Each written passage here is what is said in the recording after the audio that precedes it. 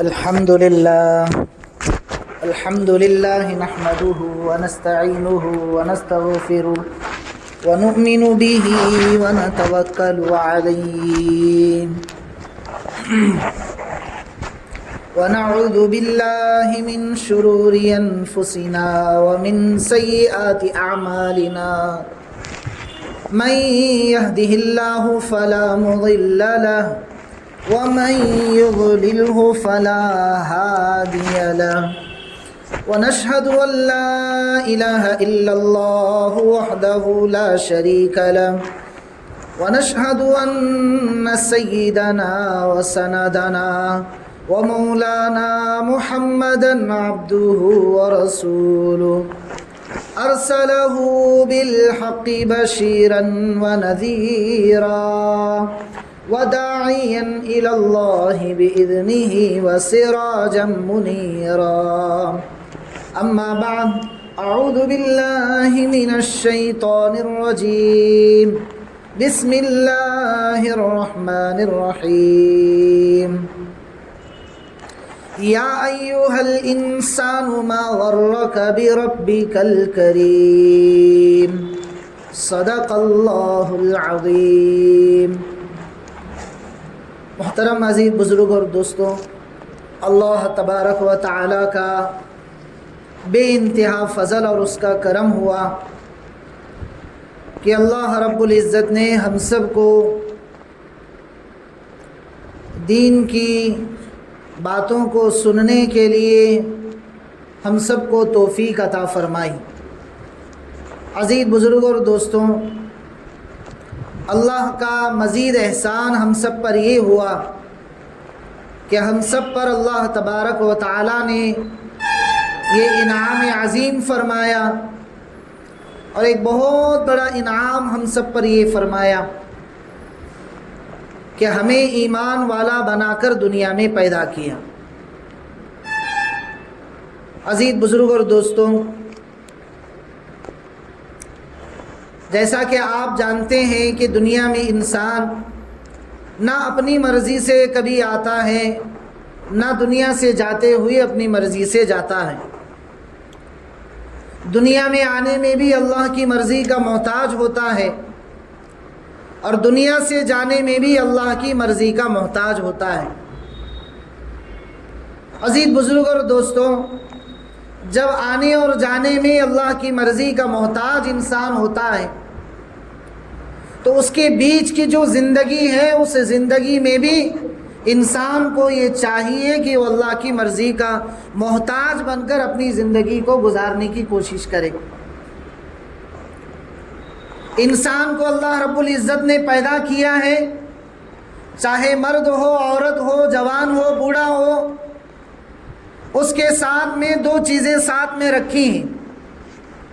ایک انسان کا جسم، جس کو ظاہری اعتبار سے کھانے کی ضرورت پڑتی ہے، جس کو پہننے کی ضرورت پڑتی ہے، کہ جس کے بدن کو چھپانے کے لیے کپڑوں کی ضرورت پڑتی ہے.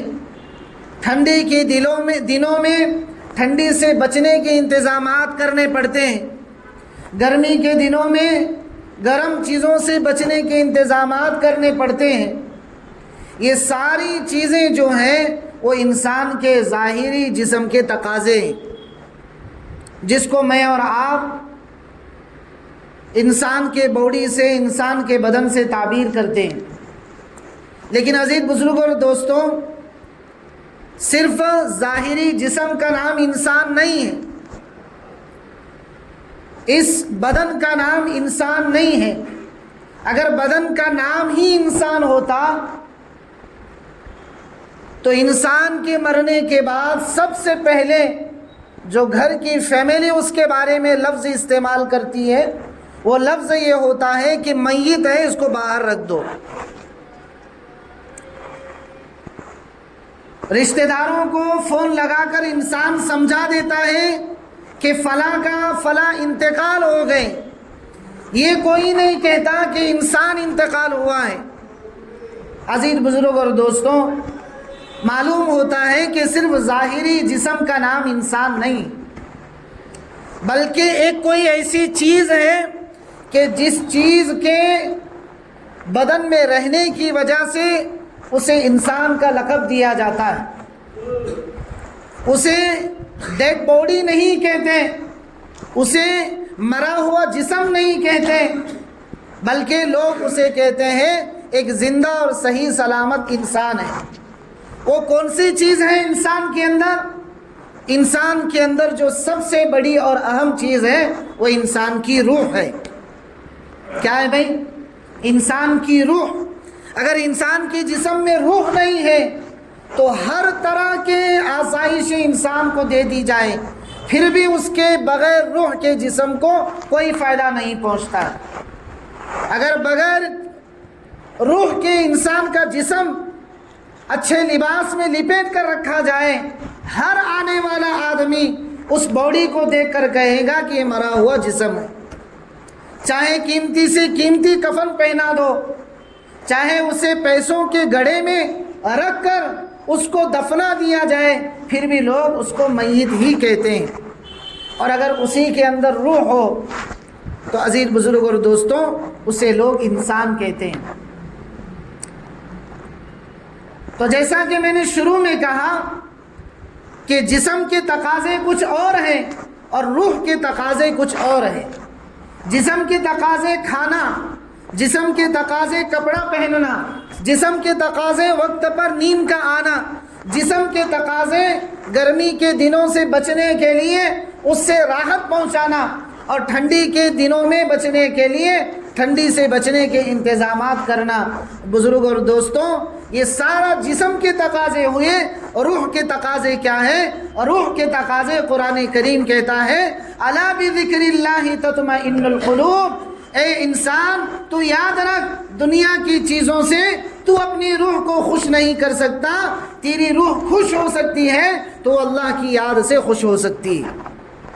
اسے کپڑوں کی ضرورت نہیں ہے، روح کو کھانے پینے کی ضرورت نہیں ہے، روح کو سونے کی ضرورت نہیں ہے، روح کو تکلیفیں برداشت کرنے کی ضرورت نہیں ہے، روح کو ٹھنڈی سے بچانے کی ضرورت نہیں ہے۔ روح کو ضرورت ہے اللہ کی یاد کی، روح کو ضرورت ہے قرآن کریم کی تلاوت کی، روح کو ضرورت ہے تسبیحات کی پابندی کرنے کی، روح کو ضرورت ہے کہ شعبان جیسے مبارک مہینے میں، رمضان المبارک جیسے پاکیزہ مہینے کی عظمتوں کو اپنے دل میں لانے کے لیے اپنے دل کی صفائی کی ضرورت ہے۔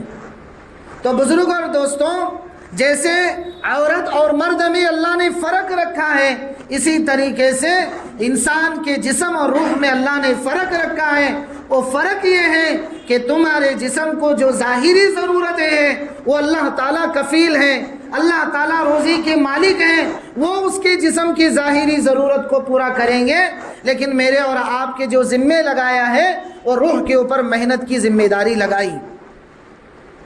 انسان کی روح بنتی ہے تو وہ حیوانیت کے چیزوں سے اور اس کی آلائشوں سے باہر آ کر وہ ایک صحیح معنی میں انسان بن سکتا ہے۔ اور جتنے بھی انبیاء علیہم الصلاۃ والتسلیم 1,24,000 انبیاء جو دنیا میں آئے، سارے کے ساروں نے انسان کی روح پر محنت کی ہے، جسم پر محنت نہیں کی ہے۔ ہاں یہ الگ بات ہے کہ ہر نبی نے ایک ڈسپلن سکھایا، ہر نبی نے ایک تہذیب سکھائی، ہر نبی نے اخلاق سکھائے، ہر نبی نے رہنے کا ڈھنگ سکھایا ہے، لیکن بزرگ اور دوستوں ہر نبی کا سب سے پہلے جو میدان ہوتا تھا وہ میدان انسانوں کی روح ہوتی تھی، کہ انسان کی روح بن جائے تو وہ انسانیت میں رہ کر وہ ایک دوسرے کے حقوق کی ادائیگی کے ساتھ اپنی زندگی کو گزار سکتا ہے۔ اور اگر روح بگڑ جائے، انسان کے اندر کی روح بگڑ جائے اور ظاہری جسم کتنا ہی اچھا ہو تو بزرگ اور دوستوں یہ انسان نہیں رہتا ہے، یہ جانوروں سے گیا گزرا بن جاتا ہے۔ جیسے کہ قرآن کریم نے کہا کہ جب انسان کے اندر محنت چھوٹ جاتی ہے، اس کی روح پر محنت چھوٹ جاتی ہے تو وہ انسان جو ہے وہ جانوروں سے برا بن جاتا ہے۔ اور اللہ تعالیٰ نے یہاں تک کہا 90 پارے کے اندر اولئک کالانعام بل ہم اضل، بلکہ وہ انسان تو انسان جانور سے بھی گیا گزرا بن جاتا ہے۔ جب روح پر محنت چھوٹ جاتی ہے۔ بزرگوں اور دوستوں، اس کی مثال ٹھیک اسی طریقے سے ہے جیسے کسی کا کھیتی باڑی کا کاروبار ہو، کوئی کسان ہے اور وہ کسان اپنے کھیت میں محنت چھوڑ دے، ہل چلانا چھوڑ دے اور اس کو پانی پلانا چھوڑ دے اور اس کے حال پر اس کو چھوڑ دے، تو جیسے بغیر محنت کے کھیت بگڑ جاتا ہے، اسی طریقے سے بزرگوں اور دوستوں روح کے اوپر محنت کے بغیر انسان بگڑ جاتا ہے۔ انسان کے اندر تمیز ختم ہو جاتی ہے، وہ چھوٹوں پر شفقت، بڑوں کا ادب کرنا بھول جاتا ہے، وہ ایک دوسرے کی قدر اور قیمت کرنا بھول جاتا ہے، اور اس کے اندر ایسی حیوانیت جنم لیتی ہے کہ جس حیوانیت کو ختم کرنے کے لیے بزرگ اور دوستوں بہت بڑے بڑے پاپڑ بیلنے پڑتے ہیں اور لوہے کے چنے چبانے پڑتے ہیں، تب جا کر انسان بنتا ہے۔ یہ اس وجہ سے ہوتا ہے کیونکہ انسان اپنی روح پر محنت کیے بغیر اپنے جسم کو سنوارنے اور اس کو بنانے کی فکر کرتا ہے۔ تو بزرگ اور دوستوں، آئیے آج ہم ان اہم اصول کو جانتے ہیں، ان اہم نکات اور پوائنٹس کو جانتے ہیں کہ جن نکات اور پوائنٹس کو ہم عمل کر کے ہم اپنی روح کو پاکیزہ بنا سکتے ہیں، ہم اپنے آپ کو ایسا بنا سکتے ہیں کہ ہم اللہ کے دربار میں کھڑے ہو کر اپنے زندگی کی کہانی کو سنا سکتے ہیں۔ وہ اہم نکات، وہ اہم پوائنٹس کیا ہیں؟ نمبر 1 سب سے پہلے یہ ہے کہ آدمی گناہوں سے بالکل توبہ کرنے کی نیت کرے۔ کیا کرے بھائی؟ گناہوں سے توبہ کی نیت کریں۔ اس کا سائیڈ ایفیکٹ یہ ہوتا ہے کہ اللہ تعالیٰ اس کو مناجات الہی سے محروم کر دیتے ہیں۔ یعنی جو آدمی گناہوں سے توبہ نہیں کرتا ہے، اس آدمی کو اللہ تبارک و تعالیٰ جو سب سے پہلا عذاب دیتے ہیں، وہ عذاب یہ ہے کہ اس کو دعاؤں میں لذت نہیں آتی ہے۔ کیا آتی ہے بھائی؟ دعاؤں میں لذت نہیں آتی ہے۔ تو بزرگ اور دوستوں، گناہوں کی سب سے بڑی نحوست یہ ہے کہ آدمی اللہ تعالیٰ سے دعاؤں میں محروم ہو جاتا ہے۔ تو یہ سب سے پہلے ہم نیت یہ کریں کہ ہم اس شعبان کے بابرکت مہینے میں اللہ تبارک و تعالیٰ سے لو لگا کر اپنے گناہوں کی معافی مانگنے کی نیت کرتے ہیں نا انشاءاللہ۔ یہ سب سے پہلی چیز۔ دوسری چیز، گناہوں کی وجہ سے جو مار آدمی پر پڑتی ہے، وہ قساوت قلبی کا آدمی شکار ہو جاتا ہے۔ اب ہم سمجھتے ہیں قساوت قلبی کیا چیز ہے۔ قساوت قلبی کے معنی آتے ہیں کہ آدمی کے اندر نیکی کے بعد کے اثر کا دائرہ ختم ہو جاتا ہے، یعنی نیک بات دل میں اثر نہیں کرتی ہے۔ جیسا کہ آنے والے رمضان المبارک میں ہم اس بات کا بہت زیادہ احساس کر سکتے ہیں کہ ہمارے لیے آدھا گھنٹہ اور پونا گھنٹہ تراویح میں کھڑا ہونا مشکل ہو جاتا ہے، لیکن چوراہوں پر اور سینما تھیٹروں کے سامنے لائن لگانے میں میرے بزرگوں اور دوستوں لذت آنی شروع ہوتی۔ تو یہ سب سے پہلے جو قساوت قلبی کا آدمی شکار ہوتا ہے، وہ گناہوں کی نحوست کی وجہ سے۔ اللہ والوں نے، بزرگوں نے 13 ایسی چیزیں گنائی ہیں کہ جن چیزوں سے آدمی کو توبہ کی ضرورت ہے۔ اس میں سے 2 باتیں میں نے آپ کے سامنے رکھی ہیں۔ نمبر 1 مناجات الہی سے آدمی محروم ہوتا ہے، اور نمبر 2 پر جو ہے وہ قساوت قلبی کا شکار ہو جاتا ہے، اور نمبر 3 پر لکھا ہے کہ آدمی کو نیکی کی توفیق نہیں ملتی۔ کیا نہیں ملتی بھائی؟ نیکی کی توفیق نہیں ملتی ہے اگر آدمی اپنے جسم کو سنوارتا ہے اور اگر اپنے روح کو اگر سنوارتا نہیں ہے اور گناہوں سے توبہ نہیں کرتا ہے۔ تو تیسرے نمبر پر جو اللہ کی طرف سے محرومی ہوتی ہے، وہ محرومی یہ ہے کہ نیکیوں کی توفیق نہیں ملتی۔ تو بزرگ اور دوستوں، لکھنے والوں نے لکھا ہے کہ جیسے رمضان المبارک کے روزے ہیں، رمضان المبارک میں قرآن کریم کی تلاوت کا اہتمام ہے، رمضان المبارک سے پہلے اس کی تیاری کا اہتمام ہے.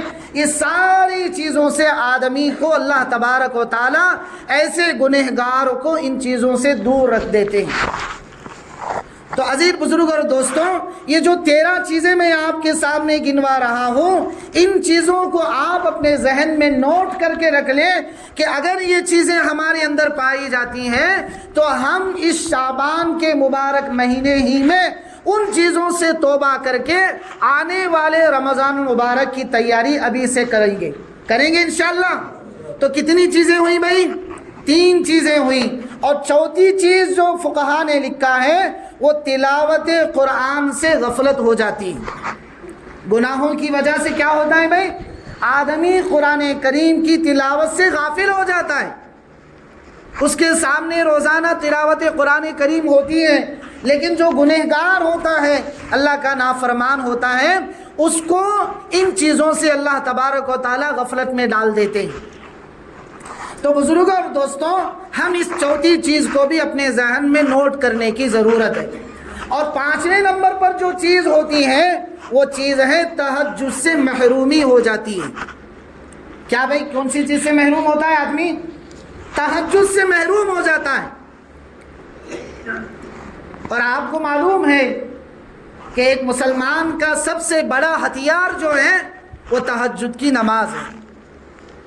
کیونکہ اللہ تبارک و تعالیٰ پہلے آسمان پر آ کر اپنے بندوں سے مخاطب ہو کر کہتے ہیں، ہے کوئی مجھ سے مانگنے والا کہ میں اسے عطا کروں، ہے کوئی مغفرت چاہنے والا میں اس کی مغفرت کروں، کوئی عطا کرنے والا میرے سے زیادہ عطا کرنے والا نہیں ہوگا. یہ اللہ تعالیٰ 7ویں آسمان پر آ کر بندوں کے سامنے ندا لگاتے ہیں. اور جو گنہگار ہوتا ہے، نافرمان ہوتا ہے، اللہ تبارک و تعالیٰ جو سب سے پہلی چیز اس کے پاس سے چھین کر لیتے ہیں وہ تہجد کی نماز کا شوق چھین کر لیتے ہیں. تو کتنی چیزیں ہوئی بھائی؟ 5 چیزیں ہوئی. 6 نمبر پر فرماتے ہیں نیکیوں کے موسم بہار کی ناقدری ہوتی ہے. کہ جیسے شوال کے روزوں کا اہتمام اللہ کے نبی صلی اللہ علیہ وسلم نے فرمایا، جمعرات اور پیر کا روزہ، اس کا حکم اللہ کے نبی صلی اللہ علیہ وسلم نے امت کو دی، اس کی تعلیم دی. اور اسی طریقے سے رمضان المبارک کے روزوں کی تعلیم امت کو دی ہے. لیکن بزرگ اور دوستوں، جیسا کہ کہا جاتا ہے نیکیوں کے موسم بہار کی آدمی ناقدری کر لیتا ہے، اور آدمی دھیرے دھیرے نیکی کے ماحول سے، نیکی کے موسم سے اپنے آپ کو دور کرتا چلا جاتا ہے. تو یہ 6 نمبر کی چیز. اور 7ویں نمبر پر جو فرمایا ہے عبادت کرنا اس کے لیے بوجھ بن جاتا ہے. کیا بن جاتا ہے بھائی؟ عبادت اس کے لیے کیا بن جاتی ہے؟ بوجھ بن جاتی ہے. اسی لیے قرآن کریم نے دوسرے پارے میں جہاں پر اللہ تبارک و تعالیٰ نے ایک بہت اچھا مضمون نقل کیا ہے، وہاں پر یہ بات بھی نقل کر دی ہے کہ نماز جو ہوتی ہے وہ ان لوگوں پر بھاری ہوتی ہے جو اللہ سے دوستی کرنا نہیں چاہتے. تو معلوم ہوتا ہے کہ نیکی کرنا آدمی کو بوجھ کب لگتا ہے؟ جب آدمی جو ہے وہ گناہوں کے اندر اپنے آپ کو ڈال دیتا ہے، گناہوں کے ماحول میں اپنے آپ کو ڈال دیتا ہے، تو آدمی کے لیے نیکی کرنا ایک بوجھ بن جاتا ہے. اور اس کا پوزیٹیو کیا نکلا کہ اگر نیکی کی توفیق ہمیں مل رہی ہے تو یہ اللہ کی طرف سے ہم پر نظر رحمت ہوتی ہے، یہ اللہ کی طرف سے ہم پر نظر کرم ہوتی ہے کہ اللہ تعالی ہم کو نیکیوں کی توفیق دے دیتے ہیں. اور 8ویں نمبر پر فرمایا ذکر الہی سے لاپرواہی ہوتی ہے، کہ جو اللہ کے ذکر کی ہمیں تاکید ملی ہے. جیسے شروع میں بھی میں نے کہا کہ ہمارا جسم ایک ہے اور ہماری ایک روح ہے. ہمارے جسم کے تقاضے کیا ہیں؟ کپڑا پہننا، کھانا کھانا، سونا، اس کے لیے راحت کی چیزیں میسر کرنا. اور روح کے تقاضے کیا ہیں؟ اللہ کا ذکر ہے. روح کے تقاضے کیا ہیں بھائی؟ اللہ کا ذکر ہے. اور اللہ تعالیٰ نافرمانی کی وجہ سے ذکر کی توفیق اللہ تبارک و تعالیٰ چھین لیتے ہیں. تو یہ 8ویں نمبر کی چیز. 9ویں نمبر پر فرمایا نفسانی خواہشات کے سامنے آدمی ہتھیار ڈال دیتا ہے. جیسے مثال کے طور پر آج جمعہ کا دن ہے، جمعہ کی نماز کا وقت ہے، اور ہمارا کاروبار بھی زوروں میں چل رہا ہے۔ اب جمعہ کی اذان ہوئی تو جمعہ کی اذان پر سعودیہ میں بھی یہ چیزیں ابھی بھی رائج ہے کہ جب اذان اول ہوتی ہے تو وہاں پر شٹر کھینچ دیے جاتے ہیں، اور بعضے جو حجاج اکرام حج کر کے آتے ہیں وہ کہہ رہے تھے کہ بھائی اذان اول سے پہلے ہی وہ دکانیں کھلے چھوڑ کر اللہ کے گھر میں جا کر ذکر اور عبادت میں مشغول ہو جاتے ہیں لوگ۔ اور جو اس کے خلاف ہوتا ہے کہ اذان کے بعد بھی ہمارے دکان کے دروازے بند نہیں ہوتے، اذان کے بعد بھی ہمارے کاروبار بند نہیں ہوتے، تو بزرگ اور دوستوں ایسا آدمی جو ہے وہ نفسانی خواہشات کا غلام ہے کہ جب تک اس کا نفس نہیں کہے گا اس وقت تک بند نہیں کرے گا۔ اس کا سب سے بڑا نقصان یہ ہوتا ہے کہ اللہ کی نظر رحمت ایسی دکانوں اور کاروبار پر متوجہ نہیں ہوتی ہے۔ تو عزیز بزرگ اور دوستوں، میں نے آپ کے سامنے یہ 9 چیزیں ایسی رکھی ہیں جو بہت قیمتی معلومات ہیں، اور 10ویں نمبر پر فرمایا ہے ایسا آدمی دنیا کی محبت کا شکار ہو جاتا ہے۔ کس کا شکار ہوتا ہے بھائی؟ دنیا کی محبت کا آدمی کیا ہوتا ہے؟ شکار ہو جاتا ہے۔ یہ 10 چیزیں ہوئیں، اور 11 نمبر پر فرمایا کبیرہ گناہوں کو معمولی سمجھ لیتا ہے۔ گناہ کبیرہ ایسا گناہ کہ جس کی معافی اللہ سے بھی ضروری ہے، اور جن چیزوں سے اس نے گناہ کبیرہ کیا ہے ان چیزوں سے بھی گناہ کبیرہ معافی کی ضرورت پڑتی ہے۔ جیسے چھوٹے بھائی نے کسی بڑے بھائی کو تکلیف دی تو جب تک بڑا بھائی چھوٹے کو معاف نہیں کرے گا تب تک وہ اللہ کی فہرست میں گناہ کبیرہ کا شکار ہوتا ہے۔ جیسے والدین بیٹے کو معاف نہیں کریں گے تب تک وہ گناہ کبیرہ معاف نہیں ہوتا ہے۔ اسی لیے شیخ زکریا رحمۃ اللہ علیہ نے فضائل صدقات میں یہ بات لکھی ہے کہ قیامت کے کچہری میں جب اللہ کھڑا کرتے ہیں اور جب پوچھتے ہیں تو بندہ معافی مانگتا ہے۔ کیا معافی مانگتا ہے؟ اللہ جی معاف کر دیجئے، آپ رحمان رحیم ہیں، مجھے معاف کر دیجئے۔ تو اس وقت اللہ تعالیٰ فرماتے ہیں میرے بندے میں رحمان ہوں، میں رحیم ہوں، میں معاف کر دیتا ہوں، لیکن جس بندے کو تو نے تکلیف دی ہے جب تک وہ بندہ معاف نہیں کرتا ہے اس وقت تک تیرا یہ گناہ میں بھی معاف نہیں کرتا۔ یہ گناہ کبیرہ ہوتے ہیں، اور گناہ کبیرہ کی ایک بہت لمبی فہرست ہے کہ کون سے گناہ کبیرہ ہیں اور کون سے گناہ صغیرہ ہیں۔ تو میں آپ کے سامنے یہ عرض کر رہا تھا گناہوں کی نحوست کی وجہ سے آدمی بڑے گناہ، کبیرہ کے معنی آتے ہیں بڑا، جیسے ہم نماز میں اذان میں کہتے ہیں اللہ اکبر، تو اکبر جو ہے اس میں تفضیل ہے، اس میں تصغیر ہی آتی ہے کہ کبیرہ ایسا گناہ کہ جس گناہ کے بعد کوئی گناہ کی حد نہیں ہے، تو اس کو کہتے ہیں گناہ کبیرہ۔ تو آدمی اتنے بڑے گناہ کو گناہوں کی نحوست کی وجہ سے معمولی سمجھ لیتا ہے کہ جو بغیر توبہ کے معاف نہیں ہوتے۔ اور 12 نمبر پر فرمایا فضول کاموں میں اپنا وقت لگا دیتا ہے آدمی۔ جیسے آج کل ہمارے نوجوانوں کا حال، لوڈو گیم کرتے ہیں، گھنٹوں سے پب جی کھیلتے، گھنٹوں سے گیم، اور باقاعدہ تو آج کل ٹریننگ سینٹر اس کے کھل گئے ہیں کہ ماں باپ بیچارے بڑے شوق سے وہاں پہنچا کر آ دیتے ہیں کہ جا بیٹا جا، جتنی بھی فیس بھرنی ہے بھر کر تجھے وہاں کیا کر دیں گے، تو اس کام میں مشغول ہو جا۔ یہ گناہوں کی نحوست کا سب سے بڑا اثر ہے کہ آدمی اپنے آپ کو فضول کاموں میں لگا کر مشغول کر دیتا ہے۔ اور 13 نمبر پر فقہا نے فرمایا آخرت سے غفلت کا شکار ہو جاتا ہے۔ اس کے سامنے اللہ اور اس کے رسول کی باتیں بھی ہوتی ہیں، پھر بھی آدمی سنی اور انسنی کر دیتا ہے، پھر بھی جو کرنا ہے وہی کام وہ کرتا رہتا ہے۔ تو عزیز بزرگ اور دوستوں، میری بات یہاں سے شروع تھی کہ انسان کو اللہ نے پیدا کیا ہے، ایک ظاہری جسم دیا ہے اور ایک اندر کی روح دی ہے۔